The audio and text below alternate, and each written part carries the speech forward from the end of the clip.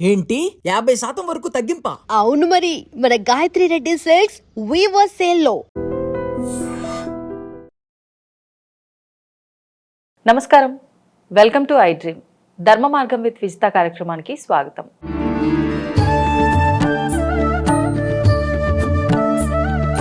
నమస్కారం గురుగారు. శ్రీమాత్రే నమః. గురుగారు, ఈ మధ్యకాలంలో ఏ వ్యక్తి జాతకం తీసుకున్నా కూడా ఏదో ఒక దోషం అనేది ఉంది అని చెప్పి క్లియర్గా మనకు అర్థమైపోతుంది. అంటే గురువులకు ఎవరికి చూపించినా కూడా మీ జాతకంలో పలానా దోషం ఉందండి, దానికి పరిహారం చేయించుకుంటేనే మీకు ఉన్న ఇబ్బందుల నుంచి బయటపడతారు అని. మరి ఇలాంటి జాతక దోషాలు ఉన్నప్పుడు మనం ఖచ్చితంగా పరిహారమే చేయించుకోవాలా, లేదు అంటే భక్తి మార్గంలో కనుక మనం ఎక్కువగా ఆధ్యాత్మికంగా ఆరాధనలు, ఈ సేవలు ఇలాంటివి చేసుకుంటూ ఉంటే ఈ జాతక సమస్యలు ఆటోమేటిక్గా తొలగిపోయే అవకాశం ఏమైనా ఉంటుందంటారా? చాలా చక్కని ప్రశ్న. ఇప్పుడు అసలు ఇన్ని దోషాలు మనకి ఎందుకు వస్తున్నాయి అని ఆలోచించేద్దాం. ఇది ముఖ్యమైనటువంటి. పూర్వకాలంలో ఇన్ని దోషాలతో సంతానం ఉత్పత్తి అయ్యేది కాదు. ఇప్పుడు ఎక్కువ దోషాలతోనే పుడుతున్నారు. ముఖ్యంగా పుట్టేటువంటి వాళ్ళకమ్మా కాలసర్ప దోషం బాగా వస్తుంది ఎక్కువగా. నాగదోషాలు ఒకటి వస్తున్నాయి. తర్వాత పితృదేవతల యొక్క సంబంధించిన దోషాలు కూడా ఎక్కువగా వస్తున్నాయి. ఇవి కాకుండా కుజదోషాలని, అలాగే సౌభాగ్యం బాగుండకపోవటం స్త్రీలకి, ద్వితీయ వివాహం పునర్వివాహాలు జరిగేటువంటి జాతకాలు ఎక్కువగా మనం గమనిస్తున్నాం. ఇట్లాంటి దోషాలతో ఎక్కువగా మనం రోజు కూడా మనం ఎవరన్నా మా దగ్గరికి వచ్చినా కూడా ఎక్కువగా ఇవే కనిపిస్తున్నాయి. చాలామంది అంటారు ప్రతి ఒక్కరికి నాగదోషమే అంటారు. ఏంటండి, ఎక్కడికి పోయినా నాగదోషమే అంటారు. మేము నాగపడగ చేయించి ప్రతిష్ఠ చేసాము, కాళహస్తికి పోయి వచ్చినాము, అది పోయి వచ్చినాము, ఇది పోయి వచ్చినాము, కానీ మళ్ళీ నాగదోషం అంటున్నారు ఎవరి దగ్గరికి పోయినా కూడాను. అంటే ఏమిటంటే పూజలు కూడా మనుషులు ఎలా చేస్తున్నారు, ఏదో దోషం పోయింది డబ్బులు కట్టేస్తే దోషం పోయింది, ఆ పాటలేవో నువ్వే పడు. ఇప్పుడు హాస్పిటల్లో మీరు డబ్బులు కడతారు, డాక్టర్ టైం టు టైం వస్తాడు, ట్యాబ్లెట్ రాసి పెడతాడు. కానీ డాక్టరు వచ్చిన దానికంటే కూడా ఆ పేషెంట్ యొక్క తాలూకా మనిషి లోపలికి వెళ్ళొచ్చి డాక్టర్ నీతో ఏమన్నాడ్రా అని అడిగినప్పుడు, అమ్మ ఇంకా 2 రోజుల్లో తగ్గిపోతుందని చెప్పాడంటే లోపల డాక్టర్ని చూసిన దానికంటే కూడా నీ మాటతో ఆమెకు రోగం తొందరగా నయమవుతుంది. వాస్తవం. ఎందుకు కారణం అంటే, ఇప్పుడు ఒక ఐసీయూలో మనం చుట్టూ 10 బెడ్లు ఉంటాయి. ఒకడు అమ్మో, ఒకడు అయ్యో, ఒకడు ఏడుస్తూ ఉంటాడు ఎవడి బాధతో. రోజు అదే పేషెంటు అక్కడ 10 రోజులు హాస్పిటల్లో ఉంటే వాళ్ళ ఏడుపులు చూస్తే నేను కూడా ఏదో అయిపోతున్నానేమో అని సైకలాజికల్గా డిజార్డర్ వస్తుంది. అందుకనే విజిటింగ్ అవర్స్ అని చెప్పి పెట్టేది కారణం అదేనమ్మా హాస్పిటల్స్లో. ఆ సమయంలో నీ ఇంటి మనిషి, నీ కోడలు, నీ కొడుకు, నీ మొగుడు, నీ మనవడు, మనవరాలు వీళ్ళు చూసి, అమ్మ ఇంక 2 రోజులు వచ్చేస్తావట, నీ కోడలు కూడా ఉంది, బయట మనవాళ్ళు ఉన్నారు, అందరు వచ్చారు చూడటానికి అనగానే, రే ఒక్కసారి మనవరాలను పంపించలేదు, చాలా రోజులు అయిపోయింది అని ఏదో ఆవిడ ఒక చెప్పుకుని, ఏమ్మా ఎలా ఉన్నావు అని అడిగితే ఆవిడ కొంచెం బుర్రంతా రిలాక్స్ అయిపోయినట్టుగా, ఎలాగైతే మానసిక ఆనందాన్ని పొందుతుందో ఆ పేషెంటు, మనం కూడా ఏదో డబ్బులు కట్టేశాం ఆయన పూజ చేసేస్తారనేది కాకుండా మనం కూడా స్వయంగా ఆ దేవతామూర్తి దగ్గర ప్రజెంటేషన్ అవుతున్నామా. ఆన్లైన్లో పూజలు కట్టేస్తున్నాం కదండి. అవును గురుగారు. భగవంతుడు ఏమనుకుంటాట, డబ్బు కట్టావు, నేను కావాలని నా ఆశీస్సులు కాను, ఒక్క క్షణం, ఒక్కరోజు నా ఎదురుగుండా ఒక్క 5 నిమిషాలన్నా, కనీసం సంకల్పం చెప్పేంత సమయం అన్నా నా ఎదురుగుండా నా పిల్లవాడు నిలబడతాడేమో, వాడికి పట్టిన పీడ ఎప్పుడు తొలగించాలి అని దేవుడు ఆలోచన చేస్తాడు. ఆయన రెడీగా ఉన్నాడు, కానీ మనం రెడీగా లేం వెళ్ళడానికి.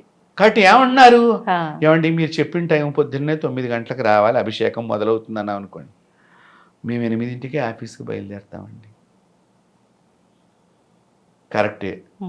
ఇప్పుడు ఏదో ఒక 9 వారాలు పూజ అనుకుందాం, నాగదోషం గురించి 9 మంగళవారాలు పూజ చేయించుకోవాలన్నాం అనుకోండి. ఒక్క మంగళవారం లేదండి, అసలు ఆఫీస్లో మానేస్తూ ఊరుకోరండి అంటారు.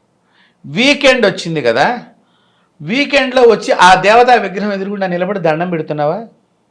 అప్పుడు ప్లాన్స్ వేరే ఉంటాయి.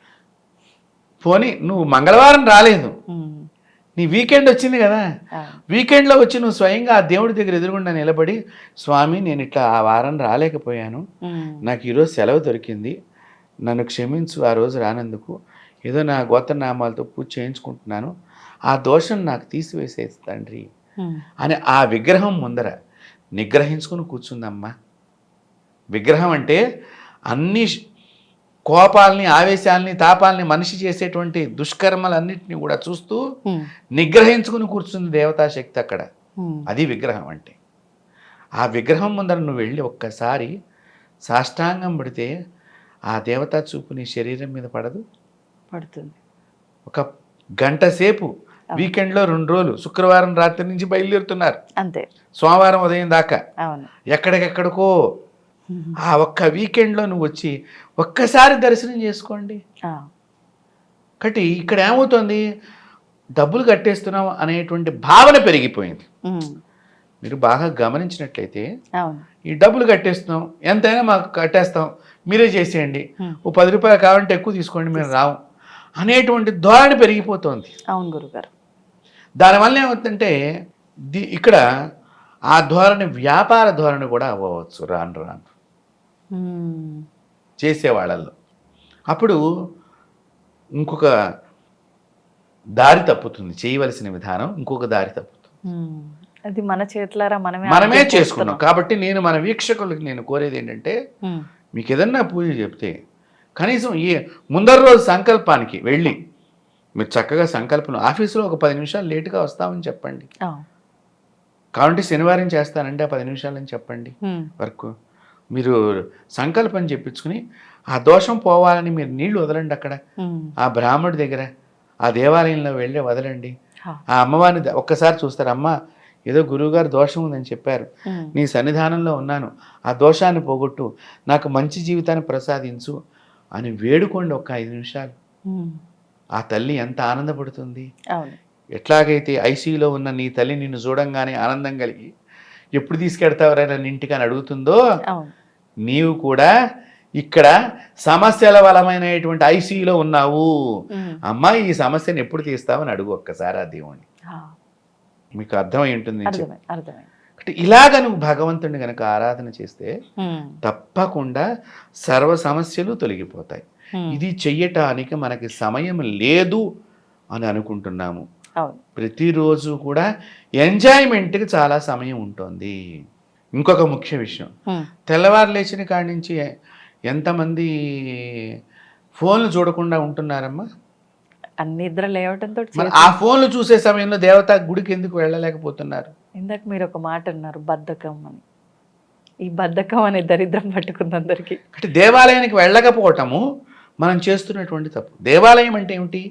నిత్యం అనేక మంత్రాలతో ఒక కేంద్రీకృతమైనటువంటి ఒక శక్తిని నిక్షిప్తం చేసి ఆ యంత్రం మీద ఒక పవిత్రమైన ముహూర్తంలో పవిత్రమైన మనస్సు కలిగినటువంటి శంకరాచార్యులు వారి చేతుల మీద గానో, ఒక గురువుల చేతుల మీద గానో అక్కడ యంత్ర ప్రతిష్ఠ చేసి దాని మీద విగ్రహాన్ని ముంచి తాడన తాపన తద్దోష పరిహారార్థం అనేటువంటి అనేక వేద మంత్రాలతో ఆ విగ్రహంలో ఒక్కసారి చైతన్యం విజృంభించేటట్టుగా, అంటే ఆ తొక్కేరాయి మొక్కేరాయిగా మారే క్షణంలో అనేక మంత్ర శక్తులన్నీ ఆ విగ్రహాన్ని చేరుకున్నప్పుడు ఆ పవిత్ర క్షేత్రంలో నువ్వు ఒక్కరోజు నిలబడితే నీ జీవితం ఎంత ధన్యత పొందుతుంది. అది మనం నేటి యువత అది తెలుసుకోవాలి. నేటి యువత లోపల అనేక లోపాలకి కారణం ఇది. ఇందాక నేను చెప్పాను చూసారా, దోషాలు ఎందుకు ఇవన్నీ వస్తున్నాయి అంటే నేటి యువత ముఖ్యంగా నియమబద్ధమైన జీవితం లేదు. నియమబద్ధమైన జీవితం అంటే ఒక భార్యను మనం వివాహం చేసుకున్నామంటే ఆమెతోనే మన జీవితం ఉండాలి. ఒక భర్తను మనం వివాహం చేసుకున్నామంటే ఆమెతోనే మనం చివరి క్షణం దాకా ఉండాలి అనేటువంటి నియమబద్ధత తగ్గిపోతుంది. మీరు చూస్తుంటే చాలా వార్తలు, అవును గురుగారు, రకరకాల గురించి, జీతం పెరగలేదని చెప్పేసి వదిలేశారని చెప్పి, ఎవరినో తో సంబంధం పెట్టుకుని వీడిని చంపేసి, నిన్నగాక మొన్న నేను ఒక వార్త చదివాను, ఇన్సూరెన్స్ డబ్బులు వస్తాయి అని చెప్పేసి మొగుడిని చంపేస్తే ప్రియుడితో మొగుడిని చంపేసి ఇన్సూరెన్స్ డబ్బుల గురించి అని వార్త. ఇవి వింటుంటే ఎలా వెడుతోంది సమాజము అనే పెద్ద ఒక భయం వేస్తున్నది. అంత కమర్షియల్ అయిపోయింది, బంధాలకు ఎక్కడ తావులేదు. కాబట్టి ఈ బంధం అనేటువంటి దాన్ని మనం సరిగ్గా పెంచకపోతే ఎట్లా పెంచాలి? గర్భంలో శిశువు ఉన్నప్పుడే మనం పెంచాలి. అందుకనే పూర్వీకులు గర్భం వచ్చినప్పుడు చాలా నియమబద్ధమైన జీవితాన్ని తీసుకునేవారు. భగవత్ ఆరాధన చక్కగా రోజు ఏ సమయంలో ఆ శిశువుకి ఏమేమి క్రతువులు చేయించాలో ప్రతి గర్భిణీ స్త్రీ కూడా 5వ మాసంలో తప్పకుండా ఒక హోమాన్ని చేయించుకోవాలి. ఏం హోమం గురుగారు? అది కృష్ణుడికి సంబంధించిన హోమం. దానివల్ల కృష్ణుడికి సంబంధించిన శక్తి కలిగి యశోదమ్మను ఎలాగైతే వదలకుండా ఉన్నాడో, తల్లిని వదలకుండా తండ్రిని ఎలా జైలు నుంచే కాపాడుకుంటూ వచ్చాడో, ఆ మాదిరిగా నీ బిడ్డ తల్లిదండ్రులను కాపాడేటువంటి గొప్ప లక్షణాలు కలిగినటువంటి అవయవాలు లోపం లేనటువంటి అవయవాలు అంటే వేళ్ళు, అంగవైకల్యం కానివ్వండి, ఇలాంటివి లేకుండా రోగగ్రస్త శరీరంతో కాకుండా, దోషాల శరీరంతో కాకుండా బలమైన తెలివైన సంతానం ఉత్పత్తి కలుగుతుంది. అంటే 5వ నెల గర్భం 5వ నెలలో చేయించుకోవాలి. సో ఇలాంటి అంటే అందుకనే శుభవార్త చెప్పింది భార్య, నీకు శుభవార్త చెప్పింది అంటే ఏమండి కడుపులో శిశువు పెరుగుతోందని శుభవార్త నీకు తెలిసిందంటే ఆ తెలిసిన క్షణం నుంచి మగవాడు గడ్డం చేయించుకోకూడదు, గోళ్ళు కట్ చేసుకోకూడదు, క్షురకర్మ చేయించుకోకూడదు, శ్మశానానికి వెళ్ళకూడదు. చాలా నియమాలు ఉన్నాయి. మాంసాహారాన్ని కూడా మనం విసర్జన చెయ్యాలి. ప్రతిరోజు దేవాలయ దర్శనానికి వెళ్ళాలి. మంచి భగవంతుడి లాంటి సంతానం నాకు కలగాలి అనేటువంటి భావనతో ఇతడు దానం చేయమని అన్నారు. ప్రతి నెల అన్నదానం చేయమని అన్నారు. చేయటం మూలకంగా పాపాలు లేని, దోషాలు లేని సంతానం ఉత్పత్తి కలుగుతుంది. అంటే ఏంటి చూడండి, విత్తనం పెట్టేటప్పుడే పాపము లేకుండా ఉండే ప్రదేశాన్ని, అంటే బలమైనటువంటి వృక్షంలాగా అయ్యేటట్టుగా చెట్టుని పెట్టేటప్పుడు నువ్వు ఎరువులు న్యాచురాలిటీగా పెంచే విధానంగా శాస్త్రం చెబితే మనం అది వద్దనుకుని తర్వాత ఏవో టాబ్లెట్స్ అని వాడుతూ కెమికల్ యాక్షన్స్తో మనం కూడా ప్రేమతో లేకుండా ఏదో నటించడం లాగా అయిపోయిందమ్మా కుటుంబ వ్యవస్థని. అవును గురువుగారు. నేను ఇలా అంటే అందరికీ కోపాలు రావచ్చు, కానీ మా దగ్గరకు వచ్చి బాధపడేటువంటి వాళ్ళ జీవిత గాథలు వింటుంటే ఎందుకు పుట్టాము ఈ యుగంలో అనిపిస్తుంది. అన్ని ఘోరాలు, అనేక సంఘటనలు, అంటే ఏమిటి, నియమబద్ధమైన జీవితం లేకపోవటం మూలకంగా ఆ పాపపు వీక్షణ ఈ జాతకంలో పడుతోంది. దీనికి అనేక పూజలు, ఎన్నో గుళ్ళు తిరిగామండి, ఎంతో చేసామండి. పైగా ఇక్కడ తల్లిదండ్రులు చేస్తున్న ప్రధానమైన పాత్ర ఏమిటంటే పిల్లల్ని కష్టపడనివ్వటం లేదు. అవును, మేమే కష్టపడ్డాం, మా పిల్లల్ని కష్టపెట్టకూడదు, కష్టం తెలియకూడదు. కష్టం పడ్డవాడు వచ్చిన ఫలితాన్ని జాగ్రత్త చేస్తాడు. నీవు కష్టపడి మూట ఇచ్చినప్పుడు వాడికి కష్టం తెలియలేదు కాబట్టి అక్కడ లడ్డూలు ఉన్నాయి, రోజు తిందాము, లడ్డు తయారు చేసుకోవాల్సిన అవసరం నాకు లేదు, సులభంగా ఉండే విధానమే కోరుకో. దాంతో ఏమవుతుంది, ఈ తిన్నటువంటి ఆహారం లోపల సుఖానికి పొందినప్పుడు ఖాళీగా ఉన్నప్పుడు నేనేం చెయ్యాలనేది మనసు లోపల రకరకాలుగా. అందుకని ఈ ఫోన్స్ చూసేటప్పుడు కూడా ఈ మధ్యకాలం ప్రభుత్వాలు తెలుగు రాష్ట్రాల్లో కూడా తీసుకున్నారని విన్నా నేను. ఇది 16 ఏళ్ల లోపు వాళ్ళు ఫోన్ చూడకూడదు, ఇక్కడి నుంచి ఏవో కొన్ని యాప్స్ ఓపెన్ చేయకుండా పేరెంట్స్ చట్టం ఏదో పెడుతున్నాం, పార్లమెంట్ లో కూడా పెడుతున్నారు అన్నట్టుగా. అంటే ఎందుకు వచ్చింది చెప్పండి మీరు? అంటే ఇలాంటి ఇబ్బందులన్నీ జరుగుతున్నాయి. దీనికి ఎవరు కారణం? ఒక రకంగా పేరెంట్స్ వాళ్ళని ముందు నుంచే విధానం కరెక్ట్ గా అలవాటు చేసి ఉంటే. కాబట్టి మనము మొట్టమొదటి అదే చెప్తున్నా కదా, ఈ ఆదిలోనే ఇది మనం గనక తీసుకున్నప్పుడు వీళ్ళకి దోషాలు రావు.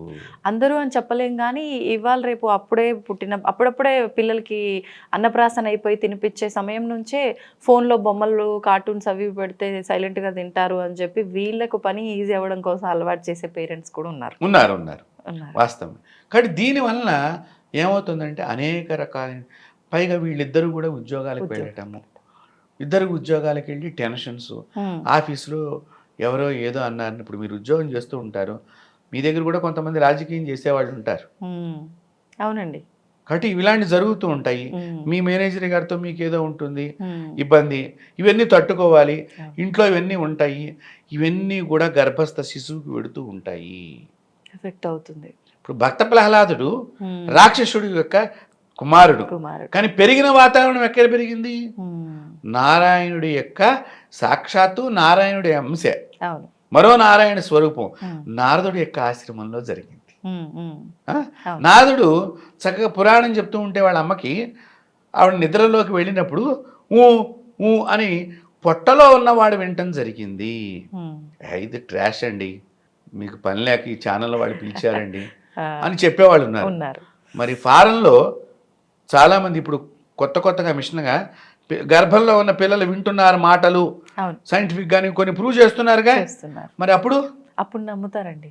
అది ఏదో మేము మొదటి నుంచి నమ్మండి అంటున్నాం. అదే మీరు బాగా గమనించండి, మీకు మందులు వేసుకుంటే రోగం పోతుంది అంటే నమ్ముతున్నావు కదా, పూజ చేస్తే దోషం పోతుంది అంటున్నాం. పూజ మీద ఎందుకు లేదు నమ్మకము? అంటే అందరూ పూజ పరిహారం చేసి సక్సెస్ అయినట్టుగా కనిపించట్లేదు.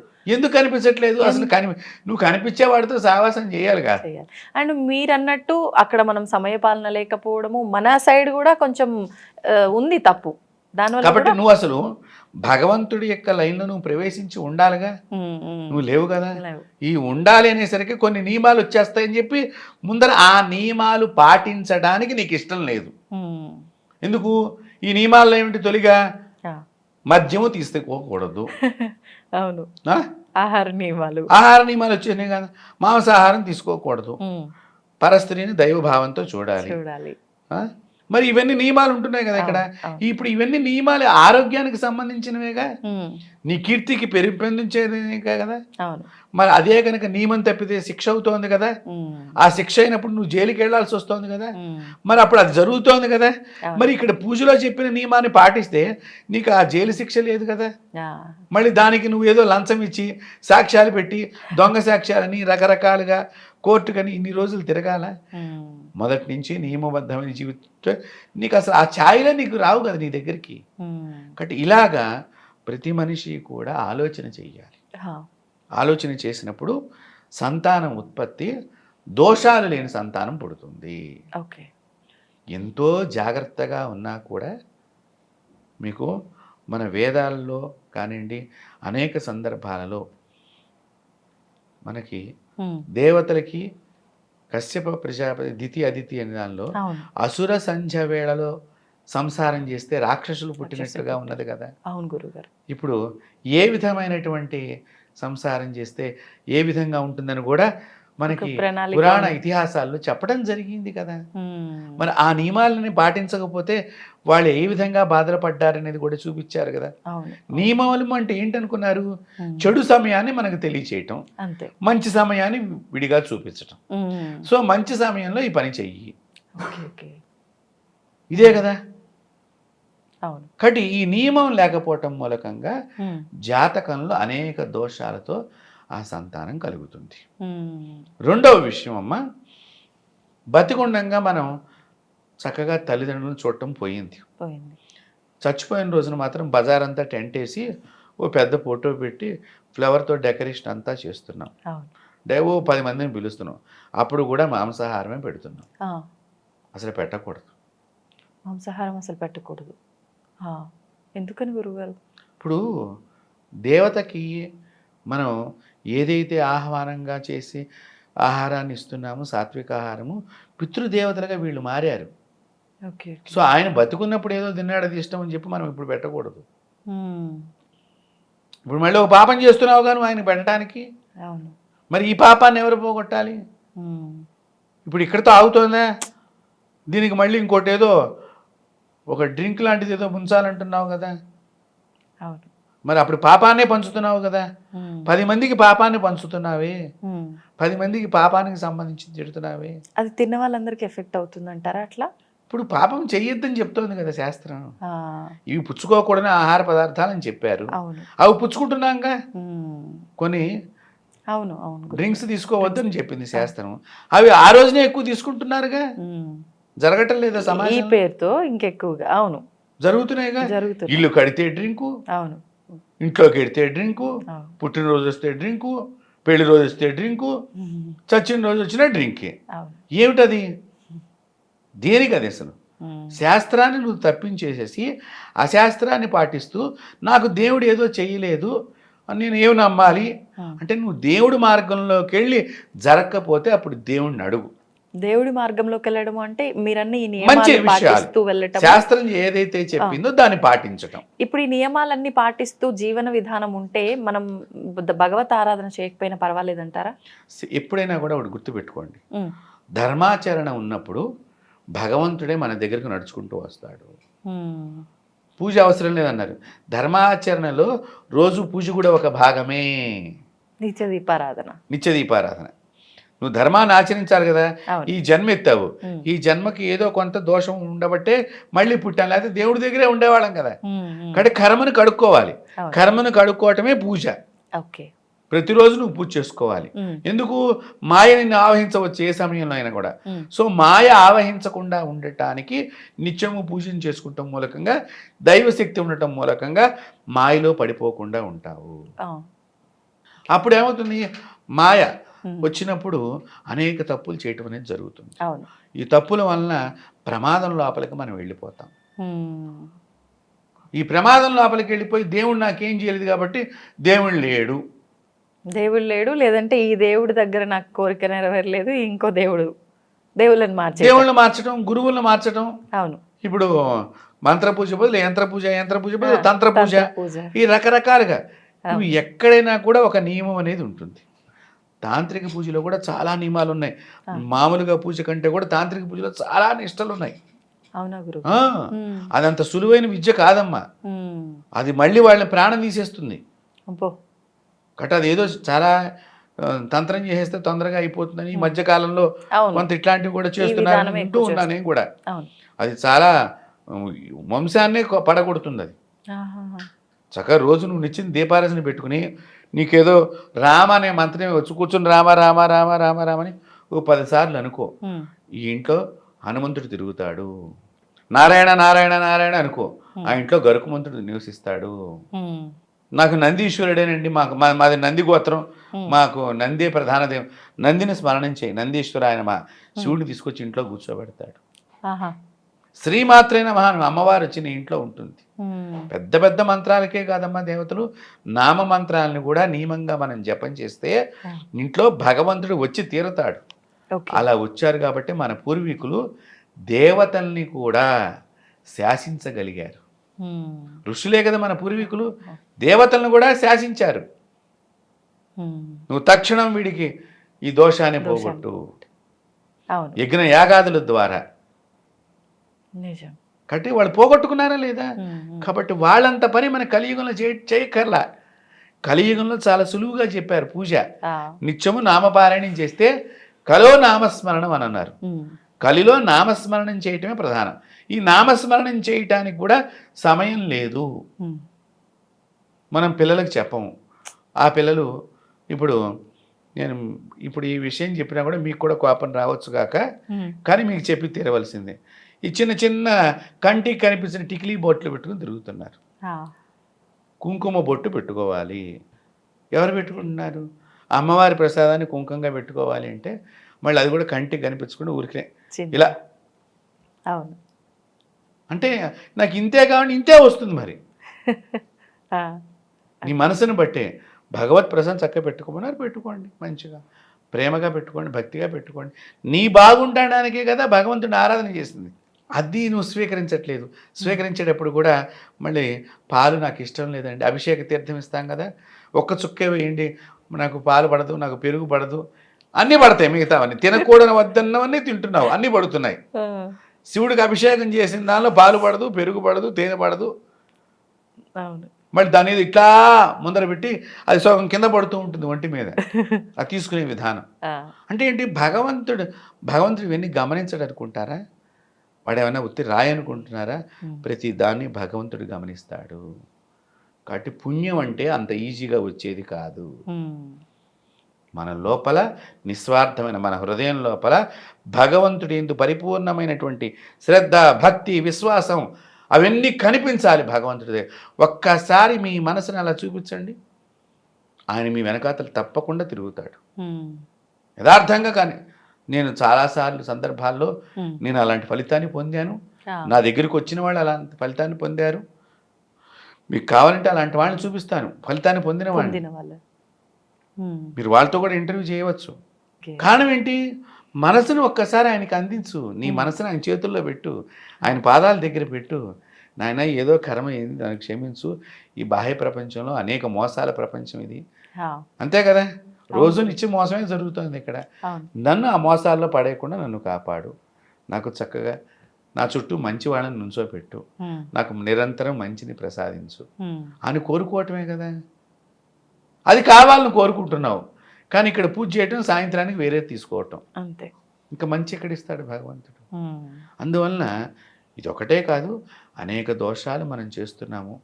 ఆ దోషాల నివృత్తికే నమస్కారం చెప్పారు. పంచసూన దోషాలు ప్రతిరోజు నా నుంచి మీ దాకా అందరూ చేస్తారు. నిత్యం. ఏంటి గురువుగారు అవి? అంటే మాట్లాడటం తప్పు, నోట్లో కొన్ని క్రిములు చచ్చిపోతూ ఉంటాయి.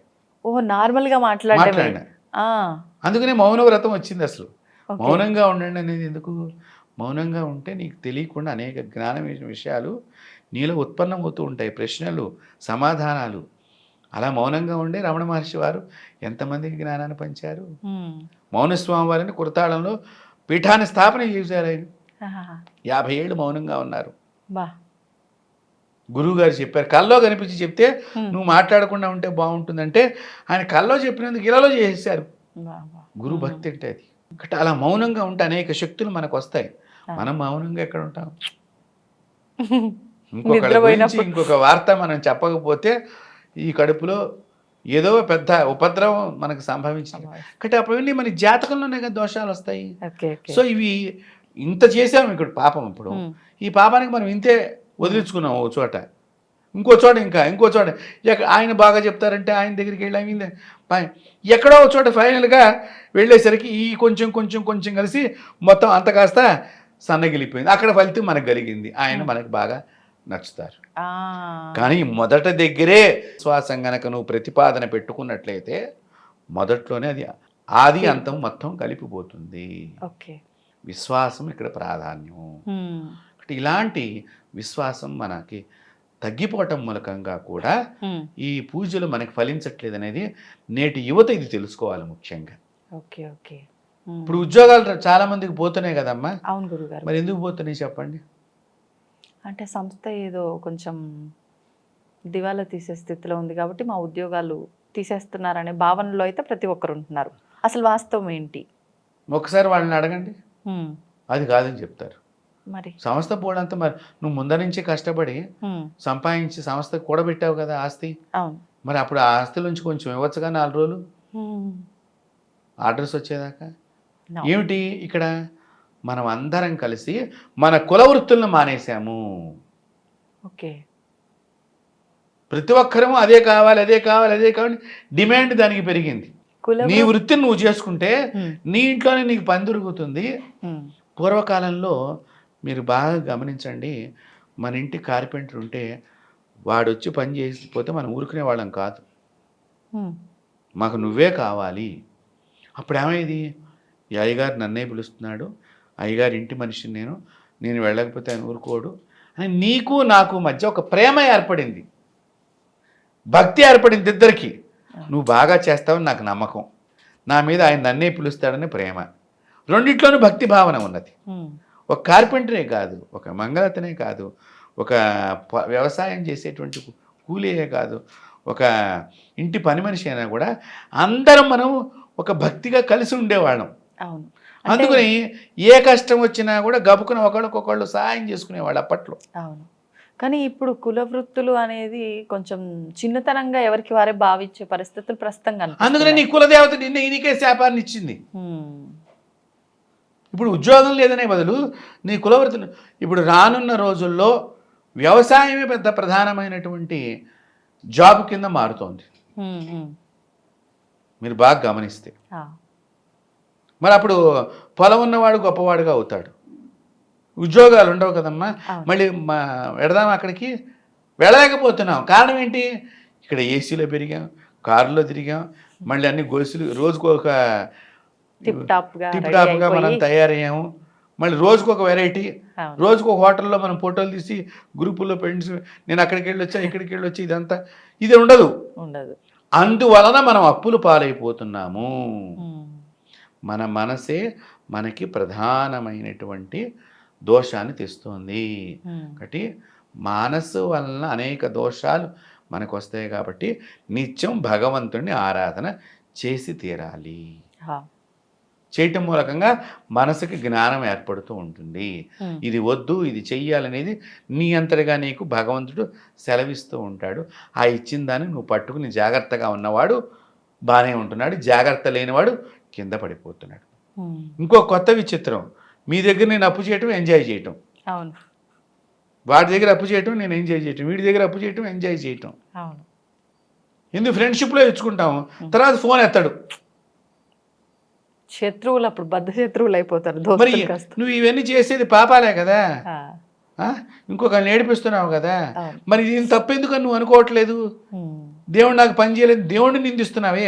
మరి నువ్వే పక్కవాడికి నువ్వే, నీ స్నేహితుడు నిన్ను నమ్మి 10,000 ఇస్తే ఆ 10,000 మళ్ళీ తిరిగి ఇవ్వలేని పరిస్థితుల్లో నువ్వు ఫోన్ ఎత్తక అడ్రస్లు మార్చి సిమ్ములు మార్చుకునేంత స్టేజీకి మనిషి వెళ్ళిపోతుంటే ఇంకా దేవుడిని ఎందుకయ్యా అంటావు? అడ్రస్లు ఫోన్లు వరకు ఓకే, కోర్టుకెళ్ళి అయిపోయి పెట్టి ఇవ్వడము, ఇంకా వీడు కట్టలేడు అన్నట్టుగా. పాపం వాళ్ళు ఎంత కూడబెట్టి సంపాదించుకున్న సొమ్ము. కాబట్టి నువ్వే చేస్తున్నావు కదా, మరి దేవుడిని ఎందుకు అంటున్నావు? డబ్బులు అయితే దేవుడు తీసుకోవాలా నీ దగ్గర నుంచి, నువ్వు ఎంజాయ్కి ఉపయోగించుకున్నావు, ఎంజాయ్ చేసావు. అవును. కాబట్టి ఈ విధంగా ఈ దోషాలన్నీ మన పిల్లలకు తగులుతాయి. సో ఈ పాపాలు మనం అనుభవించి తీరవలసిందే. పాపం ఎప్పుడు కూడా మనకే ఉండిపోతుంది, పుణ్యము కూడా మనకే ఉండిపోతుంది. పుణ్యం అనేది ఆస్తిగా భావన చేస్తే పాపం అనేది రోగము కింద వస్తుంది. ఇప్పుడు ఈ ఇల్లు ఉందమ్మా, మా నాన్నగారు నాకు ఇచ్చారు అనుకుందాం, నేను నా పిల్లలకి ఇస్తాను, పుణ్యం వచ్చేసింది. మరి నేను ఏదన్నా తప్పు చేసి ఉంటే అది ఎట్లా ఎవరికి తెలియకుండా నేను తప్పు చేసి ఉంటాను అంటే జనాలకు తెలియదు, కానీ భగవంతుడికి తెలుసుగా. తెలుసు. అందుకనే చిత్రముగా రాస్తాడు చిత్రగుప్తుడు అని అన్నాడు. చిత్రగుప్తుడు మనిషి యొక్క పాపాలని పుణ్యాల్ని చాలా చిత్రంగా రాస్తాడట, అందుకనే చిత్రగుప్తుడు అని పేరు వచ్చింది ఆయనకి. అన్ని పరిశీలన చేసి చాలా రాస్తాడు కాబట్టి ఆయన చిత్రగుప్తుడు అయ్యాడు. ఆ చిత్రగుప్తుడి యొక్క చిట్టా బట్టి మన కర్మకి ఈ దోషాలన్నీ సంప్రాప్తమవుతూ ఉంటాయి. ఈ దోషాన్ని పోగొట్టుకోవాలంటే పుణ్యం పెంచుకోవటమే పూజా ఫలితము. పుణ్యం పెరిగినప్పుడు, పుణ్యరాశి నీకు పెరిగినప్పుడు ఒక తక్కెట్లో పాపం పైకి వెళ్ళిపోతుంది, పుణ్యం బరువు పెరుగుతుంది. ఈ బరువు పెరిగినప్పుడు భగవంతుడు నువ్వు పుణ్యాన్ని పెంచుకున్నావు కాబట్టి నీకు అదే సమయంలో ఎవరో ఒకడు పరిచయం అయ్యి నీకు ఒక ఇంటర్వ్యూ ఇప్పించడం, ఉద్యోగంలోకి మళ్ళీ ఎంట్రీ అవ్వటం జరుగుతుంది. ఓకే. సో ఇది దోషం పోవటంలో ఉన్న అంతరార్థం. కాబట్టి నిరంతరం మనం పూజ చేస్తూనే ఉండాలి. రోజు ఒక 10 నిమిషాలు చేయండి, గంటలు గంటలు చేయమని మేమేం అడగట్లేదు. ఒక 10 నిమిషాలు, నాయన నా చేత తప్పు చేయించద్దు, నా వల్ల ఎవరు ఇంకొకరికి మోసపోవద్దు, నా మంచిగా నా ఉద్యోగం నాకుండి నా కుటుంబాన్ని నేను కాపాడుకుంటే చాలు అని ఏదో ఒక రాముడిదో, కృష్ణుడిదో, దుర్గాదేవిదో, లలితాదేవిదో, విష్ణువుదో, నరసింహస్వామి, హనుమంతుడిదో నీకు ఇష్టమైన ఒక అష్టోత్తరం చదువుకో, ఓ దీపారాధన చెయ్యి. సంకల్పం రాదు, వదిలేసే సంకల్పం నువ్వు చెప్పుకోలేవు, కూర్చుని దేవుడి ముందర అష్టోత్తరం చదువు. ఆయనకి తెలియదా నీ బాధ అంతా? అన్నీ చదువు. ఎక్కడదా గుళ్ళో అన్నదానం జరుగుతోంది, ఓ 10 రూపాయలు కట్టి వెళ్ళి, లేదు నీకే చెయ్యాలనిపించింది మీ ఆవిడని వంట చేయించి బయట పేదవాళ్ళకు అన్నప్రసాదం పెట్టు. పుణ్యం వస్తుంది, దోషం తొలగిపోతుంది, నీకు మనశ్శాంతి ఉంటుంది, ససంతానం కలుగుతుంది. రోజు పూజ చేయటం మూలకంగా మాయ దూరంగా నిలబడుతుంది, పాపం మన దగ్గరికి అంటుకోకుండా ఉంటుంది. ఉన్నన్ని రోజులు ఆనందమైన జీవితాన్ని పొందుతాం. ఇది ఎందుకు మనం చేయటం లేదు? ఆలోచన చేయండి. ఒక్క 10 నిమిషాలు భగవంతుడికి మనం సమయం రోజు కనుక కేటాయిస్తే, అయితే మేము కేటాయిస్తున్నామండి, అయినా ఫలితం రావట్లేదండి. ఉమ్, మీరు ఇందాకేమని అడిగారు? నిత్యం పూజ చేస్తే జాతకంలో దోషాలు పోతాయా? అవును. ఒకటి. భక్తి ఉంటే దోషం పోతుందా ఉమ్, అనే భావంతో అడిగారు మీరు. అవును గురుగారు. ఈ భక్తి విశ్వాసంతో కూడుకున్నదై ఉండాలి. ఆ, పరిపూర్ణమైన విశ్వాసంతో. భక్త ప్రహ్లాదుడికి విషయాన్ని, కాలకూట విషయాన్ని అందించినప్పుడు నారాయణుడు నాకు ఇస్తున్నాడు, దీని లోపల నారాయణుడు ఇచ్చిన ప్రసాదం మాత్రమే ఉన్నది, ఇది నాకు సంబంధం కాదు, నారాయణుడిది అనుకున్నాడు. ఆ, ఫలితం ఎవరి దగ్గరికి వెళ్ళింది? నారాయణుడి దగ్గరికి నారాయణ వెళ్ళింది. దగ్గరికి. సో కాపాడవలసింది ఎవరు ఇప్పుడు? ఉమ్, ఆయనే. నాకు సంబంధం లేదు. అంతే. కాబట్టి నన్ను గెలిపించుకోవటం నీ బాధ్యత విష్ణువు. ఆయనే నేను పరీక్షలు నమ్మాను. క్లిష్ట పరిస్థితుల్లో పెడుతున్నా. ఆ, నేను నిన్ను నమ్మాను, నన్ను ఓడిగించుకుంటావో గెలిపించుకుంటావో నీది ఉమ్, అని ఆయన మీద వేసి చూడండి ఒక్కసారి. ఉమ్, మనం రోజు గెలుస్తూనే ఉంటాం ప్రహ్లాదుడిలాగా. ఆ, రోజు మనది విజయమే, విజయబావుటానే మనది. కాబట్టి అలాంటి భక్తిగా మనలో ఉన్నప్పుడు తప్పకుండా మనకి ఫలితం లభిస్తుంది. ఉమ్, కాకపోతే మనలో ఏంటంటే కొంచెం ఈ మనసు చంచలమైంది కాబట్టి ఇస్తాడంటావా, మళ్ళీ ఇచ్చేటప్పుడు కూడా అమ్మా పర్సులో 10 రూపాయలకి 5 అమ్మో వద్దు, 20 రూపాయలు అమ్మో ఇంకెక్కువే, ఈ రూపాయి తీసి మనం దానం చేస్తాం. ఒక్కసారి ఇస్తావు 10 రూపాయలు, అవును. రోజు నువ్వు వెళ్ళలేవుగా గుడికి, ఓ 10 రూపాయలు ప్రశాంతంగా ఇవ్వరాదు? ఉమ్, అమ్మో 10 రూపాయల ఆ, ఎందుకు? ఇచ్చేది ఏదో ప్రశాంతంగా ఇవ్వు, ఆనందంగా ఇవ్వు. అంతే. ఒక్కసారి వాడు వెంటనే అనుకుంటాడు, ఆహా తల్లి నీ దయవల్ల ఇవాళ భోజనం చేశానమ్మా అని చెప్పుకుంటాడు. ఆ, సంతోషం. భగవంతుడి ఆరాధనలో ఉండటం మూలకంగా అనేక దోషాలు మనకు దూరం అవుతాయి. భగవత్ పూజ మీరు ఇందాక అన్నారు, అవును. భక్తి ఉంటే భక్తి. జాతకంలో ఉన్న దోషాలు తొలగిపోతాయా? తప్పకుండా తొలగిపోతాయి, ఎటువంటి సందేహం లేదు. ఎటువంటి దోషమైన. ఎటువంటి దోషము అంటే ఒకటి బాగా గుర్తుపెట్టుకోండి, ఉమ్, మీరు భగవంతుడిని ఆరాధన చేస్తున్నారు, మీకు పలానా దోషం మీ జాతకంలో ఉన్నది, ఆ సమయానికి ఒక గురువుని చూపిస్తాడు ఆ దోషం పోగొట్టడానికి. ఆ, అంటే మార్గం. మార్గం.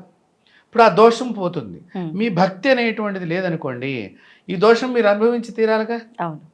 ఇప్పుడు రావణాసుడి మీద విజయానికి వెళ్ళే ముందర, యుద్ధానికి వెళ్ళే ముందర నేను గెలుస్తానా విజయం వరిస్తుందా అనేటువంటి సందిగ్ధంలో రాముడు ఉన్నాడు. ఉమ్, కానీ రోజు సంధ్యావందనం మానలా, ఉమ్, రోజు వారు గురువు గారు చెప్పిన మంత్రాలని జపం చేసుకున్నాడు. ఉమ్, అప్పుడు అగస్త్యుల వారు వచ్చారు అక్కడికి. ఉమ్, వచ్చి నాయనా నువ్వేమీ ఇబ్బంది పడాల్సిన అవసరం లేదు, ఉమ్, నేను ఒక స్తోత్రం చెప్తాను, ఆ స్తోత్రాన్ని పారాయణం చెయ్యి ఇప్పుడు. ఉమ్, తతో యుద్ధ పరిశ్రాంతం సమరే చింతయా స్థితం ఉమ్, అని ఆదిత్య హృదయాన్ని ఆదిత్య చెప్పారు కదా. అవును. నీ యొక్క మూల పురుషుడు, నీ కులదేవత ఉన్నది కదా, ఉమ్, నీ యొక్క వంశానికి సంబంధించిన ఆదిత్యుడిని నువ్వు ఆరాధన చెయ్యి ఇప్పుడు. ఉమ్, ఆయనది కావాలి విజయం, అవును. నువ్వు ఆయన వంశంలో పుట్టిన వాడివి, ఉమ్, ఆయన మళ్ళీ విజయాన్ని సాధించానని చెప్పుకోవాలి, నా ఇంటి పురుషుడిని నేను కాపాడుకున్నానని చెప్పుకోవాలి ఆయన కూడా. ఉమ్, ఉమ్, కాబట్టి ఆదిత్య హృదయాన్ని పారాయణం చేయనంగానే వెంటనే అందులో వారి కులానికి సంబంధించిన మూల పురుషుడు యొక్క ధ్యానం కదమ్మా, అవును. చెప్పంగానే వెంటనే వారు స్మరించారో లేదో వెంటనే విజయం ప్రాప్తమైంది ఉమ్, రాములు వారికి. కాబట్టి ఇక్కడ మనం తెలుసుకోవాల్సింది ఏంటి, ఆ, నువ్వు రోజు నిత్యం నువ్వు చేయవలసిన పూజ నువ్వు చేస్తూ ఉంటే ఓకే. నీ జాతకంలో ఉన్న కర్మదోషాన్ని పోగొట్టడానికి ఉమ్, ఏదో సమయంలో భగవంతుడే నీ దగ్గరకు ఒక మనిషిని పంపిస్తారు. ఉమ్, ఒకటి, ఆ, పుణ్యం ఉన్నా దానికి అడ్డుపడేటువంటి మార్గాన్ని తీసివేయటానికి కూడా గురువుని పంపిస్తాడు. ఓకే. పుణ్యాన్ని కూడా అనుభవం తీసుకొస్తాడు, ఆ, పాపాన్ని అనుభవంలో తీసుకొస్తాడు. ఈ భక్తి అనేది ఉంటే కనుక ఈ రెండింటిలో పుణ్యాన్ని అనుభవించడానికి, పాపాన్ని దూరం చేయటానికి ఉమ్, గురువుని తప్పకుండా నీ దగ్గరికి భగవంతుడు పంపిస్తాడు. ఉమ్, కాబట్టి భక్తి అనేటువంటిది తప్పనిసరిగా ఉండాలి. అది నిర్మలమైన భక్తి, పూర్తిగా దేవుడు నావాడు ఆ, అనేటువంటి భక్తి భావన.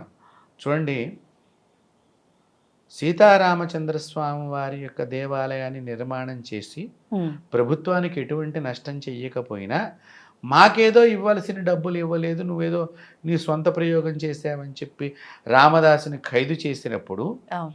ఆ రామదాసుకు పడేటువంటి బాధలన్నీ చూసినప్పుడు ఉమ్, ఆ భక్తితో వీరభక్తి, ఇప్పుడు రామదాసులో వీరభక్తి వచ్చింది. ఆ, ఏంటి, ఎవరబ్బా సొమ్మని కులుకుతున్నావు రామచంద్ర, అవును. చింతాకు పథకం చేయించాను, ఉమ్, నేనేమన్నా పెట్టుకుని తిరుగుతున్నానా నువ్వు ఈ సమయంలో నన్ను ఆదుకోకపోతే ఎట్లా, ఇంత కష్టంలో కూడా నువ్వు నన్ను ఆదుకోకపోతే ఎట్లాగా అవును. అని వీరభక్తి అంటే ఏంటి, ఇంకా దేవుడి మీదనే నేను పెత్తనం చేసే అంత భక్తిలాగా వెళ్ళిపోయింది. ఇంకా ఆ, ఒక రకంగా ఆ మాటలను అంతే కదా మరి, దేవుడిని అవును. నేనే నీకంటే పెద్దవాడిని అన్నట్టుగా మాట్లాడిన మాటల్లాగా ఉన్నాయి కదా ఇవన్నీ. అవును. అప్పుడు ఏమైంది, ఆ దేవుడు ఉమ్, వెంటనే వచ్చి ఆ తానేషా ముందర ఆ, గుమ్మరించి ఆ కాసులన్నీ గుమ్మరించి విడిపించేసే అన్నట్టుగా సమాధానం చెప్పి ఉమ్, ఆయన వెళ్ళిపోయాడా లేదా అంటే ఏమిటి ఇక్కడ, నీలో భక్తి ఆ మాదిరిగా ఉండాలి. అవును.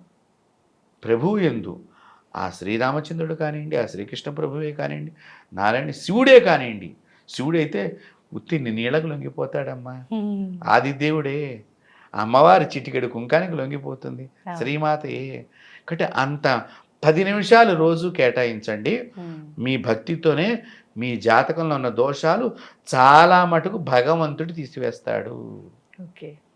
కాబట్టి మన వీక్షకులు ఈ విషయాన్ని తెలుసుకోవాలి. ఉమ్, తెలుసుకుని వారు కూడా, యువత ఈ భక్తి మార్గంలోకి రావాలి.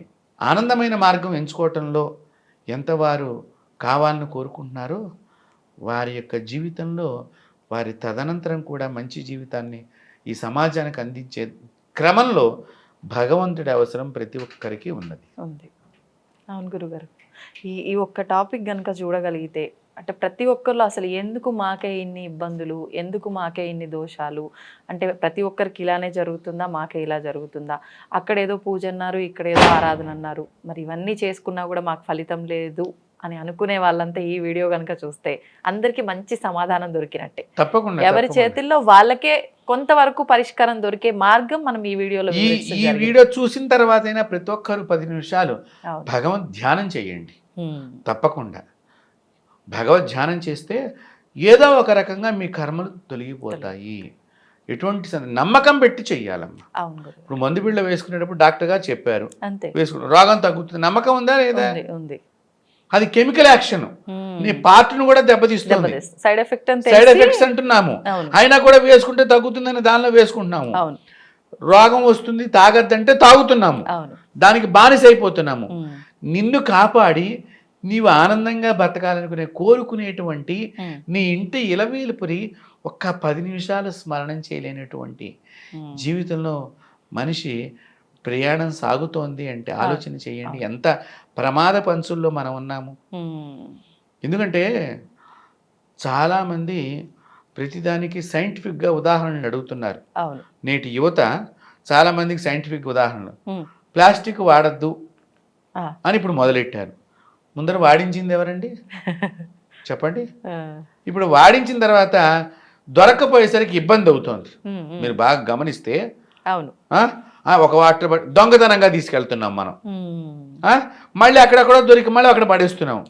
ఇప్పుడు నీవే దొంగవి, నీవే దొరవలాగా తయారైనావు అక్కడ. కరెక్ట్. నువ్వు దొంగతనం తీసుకెళ్తే నేను బయటికి వెళ్ళాను, నా దగ్గర టెక్నికల్, నువ్వు టాలెంట్ అంటే బాగా టాలెంట్ ఉందని మనమే పొగుడుతున్నాం.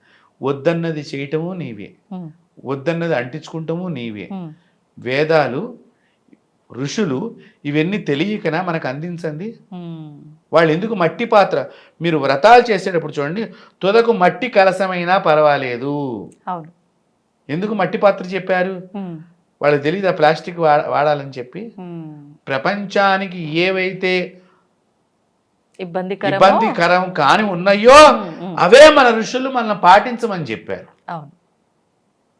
ఇప్పుడు ఏదో కొత్తగా పరాయి దేశం నుంచి వచ్చిన వాడు మీరు ఇంకా ఏమిటో అవే వాడుతున్నారు అని మనకు అనగానే వాటిని వదిలేసి వీటిని పట్టుకుని రకరకాలైనటువంటి క్యాన్సర్ వ్యాధులకు మనం గురవుతూ అయినా కూడా మర్చిపోయి దాన్ని వాడటం అనేది మనం వదలకుండా అయిపోయామంటే ఆలోచన చెయ్యండి. ఒక ప్లాస్టిక్కే కాదు, చెట్లను కొట్టేస్తున్నాం. తర్వాత ఏ చెట్లు పెట్టాలి అవి పెట్టట్లేదు, క్రోటన్ చెట్లు పెడుతున్నాము. చాలా చోట్ల మీకు పెద్ద పెద్ద విల్లాస్ అని చెప్పి పేరు చెప్పుకునేటువంటి గేటెడ్ కమ్యూనిటీ అని చెప్పే వాటిల్లో ఎక్కడా కూడా ఒక బెలవ చెట్టు ఉండదు, ఒక కొబ్బరి చెట్టు ఉండదు, ఒక నిమ్మకాయ చెట్టు ఉండదు, ఒక వేప చెట్టు ఉండదు, ఒక రావి చెట్టు ఉండదు. పిచ్చి పిచ్చి క్రోటన్ మొక్కలన్నీ ఉంటాయి. దానివల్ల ఉపయోగం చాలా తక్కువ. ఆక్సిజన్ని ఇచ్చేటువంటి చెట్లు మనం దగ్గర పెట్టుకుంటే ఆ ప్రదేశం అంతా కాలుష్య రహితమైనటువంటి ప్రదేశంగా అయ్యి చక్కని ఆక్సిజన్తో మనం ఆరోగ్యంగా మెదగలుగుతాం. వాస్తవం. ఇప్పుడు మళ్ళీ ఆ చెట్లు పెంచుకోండి, ఆ చెట్లు ఆకులు తినండి అంటే మళ్ళీ తినడానికి మళ్ళీ చెట్టును దూరం చేసుకుంది, మనమే పుట్టని దూరం చేసుకుంది. అందుకనే హిందూ పూజల్లో రాయికి పూజ ఉన్నది, పుట్టకు పూజ ఉన్నది, నదికి పూజ ఉన్నది, చెట్టుకు పూజ ఉన్నది, ప్రతి జీవికి పూజ ఉన్నది, చివరికి నిన్ను కన్న తల్లిదండ్రులకు కూడా పూజ ఉన్నది. దేవుడితో పాటు సమానంగా అందరికీ పూజించే విధానం. పూజ అంటే ఎదుట వాళ్ళని గౌరవించటం, ఎదుటి వాళ్ళని ప్రేమించటం, ఎదుటి వాళ్ళని నా వాళ్ళు అనుకోవటం, ఇవన్నీ పూజలో నేర్పే విధానం. తద్వారా ప్రకృతి సమతుల్యం అప్పట్లో అన్నీ ఉండి 4 గింజలు తెచ్చుకున్నా గంజి తాగిన ఆ రోజుల్లో మన వాళ్ళు ఆనందంగా తృప్తికరమైన జీవితాన్ని పొందారు. నెలకి 2 లక్షలు వస్తున్నా మనసు ఆవేదనతో ఉంటుంది నేటి యువత యొక్క జీవన విధానం. అవును. కాబట్టి మీరు అడిగిన ప్రశ్న, భక్తి ఉంటే జాతకంలో దోషాలు పోతాయా అంటే తప్పకుండా పోతాయి. విధి విధానంగా మనం పాటించి తీరాలి. చాలా చక్కని ప్రశ్న అడిగినందుకు మీకు అనేక అమ్మవారి ఆశీస్సులు. ఎందుకంటే లోక కళ్యాణం గురించి మనం మీరు కొన్ని టాపిక్స్ నన్ను లోక కళ్యాణం గురించి కూడా అడుగుతున్నారు మధ్య మధ్యలో. ఇవో పరిహారాలు దోషాలు అవే కాకుండా సమాజంలో మార్పు రావాలని మీరు అడుగుతున్నందుకు ముందుగా నేను మీకు అనేక అమ్మవారి ఆశీస్సులు. ఈ వీడియో చూస్తున్న ప్రతి ఒక్కరికి కూడా ఆ జగదంబ విశ్వపాలిని ఆ లలితా భువనేశ్వరి ఆశీస్సులతో వాళ్ళందరికీ కూడా ఆరోగ్యం కలగాలని చెప్పి, ఆయువు బాగుండాలని చెప్పి నేను కోరుకుంటూ స్వస్తి. ధన్యవాదాలు గురుగారు. నా తరపున మన ప్రేక్షకులందరి తరపున కూడా అంటే ప్రతిసారి మనం పరిహారాలు ఇవే చెప్పుకుంటూ పోతున్నాము, కానీ పరిహారాలు చేస్తే మాకు ఫలితం లేదు, అసలు ఎందుకండి మీరు చెప్పేది, ఉపయోగం ఏముంది అనే ఒక ప్రశ్న వాళ్ళలో తలెత్తకుండా ఉండాలంటే మనం అప్పుడప్పుడు ఇలాంటి విషయాలు కూడా వాళ్ళకి తెలియజేయాలన్న ఉద్దేశంతో నేను ఈ ప్రశ్న తీసుకోవడం జరిగింది. అదేవిధంగా మీరు కూడా చాలా చక్కటి సమాధానాలు, అందరికీ అర్థమయ్యే విధంగా, అందరికీ ఉపయోగపడే విధంగా సమాధానం ఇచ్చారు. ధన్యవాదాలు. నమస్తే. తవ్వండి, తవ్వుతూనే శివలింగం. పరమాత్మకు జీవా సరే దాన్ని అట్లా కప్పేసేయండి, చూపించదండి. Krishna is there.